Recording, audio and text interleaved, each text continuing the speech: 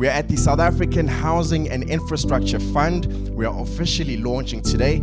In fact, I'm going to open the floor to its founder and CEO, Raleigh Mambeule, and his team. Everyone is here, and they're going to tell you how their extensive experience in the property sector will speed up the delivery of service stands to address the high demand of housing in South Africa. Good evening, ladies and gentlemen. You all look handsome and beautiful tonight.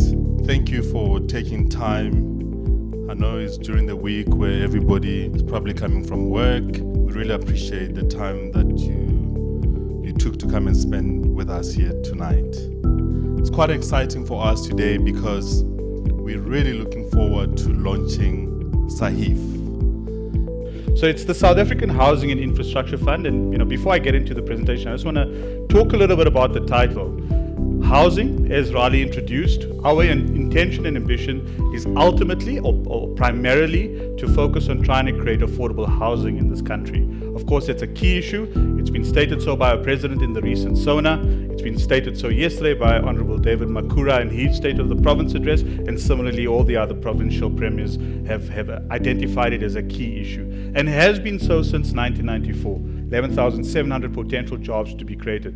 Important to highlight that this just relates to construction jobs. There's a whole bunch of other jobs that will naturally get created as well. One of the things we're very, very keen and focused on is trying to partner with black SMEs in terms of working with them regarding the service element of work that can be created.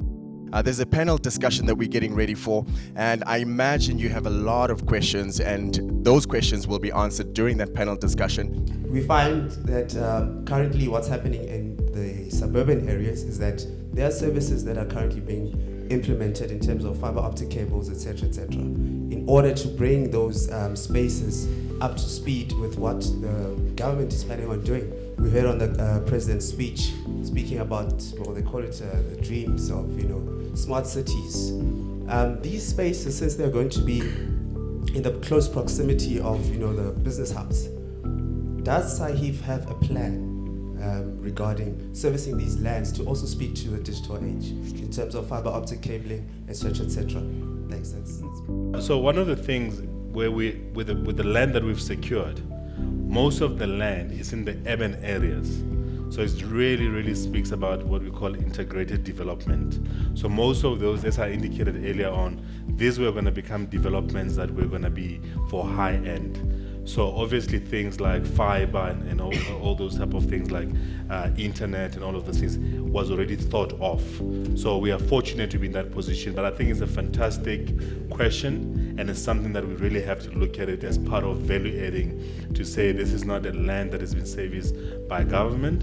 I mean, they're doing a very good job, but also as a private sector, something that we can add in to give back in making sure that we are speaking to that fourth industrial generation. So I think it's a good point, and thank you for that. Okay, thank you so much and good night.